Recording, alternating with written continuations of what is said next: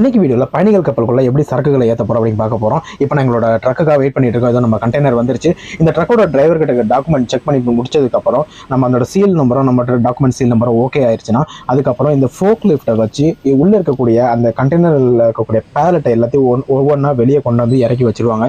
இறக்கி வச்சு முடிச்சதுக்கப்புறம் இந்த போர்ட் அத்தாரிட்டியோட செக்யூரிட்டி கிட்ட ஒரு மோப்ப நாய் இருக்கும். அந்த மோப்ப நாய் வந்து ஒவ்வொரு பேலட்டா மோப்ப முடிச்சதுக்கப்புறம், அதாவது என்னன்னா கஞ்சா அந்த மாதிரி போதைப் பொருள் ஏதாவது இருக்கான்னு செக் பண்ணுவாங்க. இல்லை அப்படின்னு சொல்லி ஓகே ஸ்டிக்கர் ஒட்டினதுக்கு அப்புறம் அங்கே இருந்து ஒவ்வொரு பேலட்டா கப்பலுக்குள்ள ஏற்ற ஆரம்பிச்சிருவாங்க. இது வந்து கப்பலுடைய 2வது தளம், அதாவது கப்பலோட பேஸ்மெண்ட் கூட சொல்லுவாங்க, டெக் 2 அப்படின்னு சொல்லுவாங்க. ஏற்கனவே கப்பலுக்குள்ள இருக்கக்கூடிய எங்காலங்க என்ன பண்ணுவாங்கன்னா அங்கேருந்து ஒரு ஜாக் பேலட் மூலமா இந்த மாதிரி ஒவ்வொரு பேலட்டா உள்ள கொண்டு போய் இறக்கி வச்சிருவாங்க.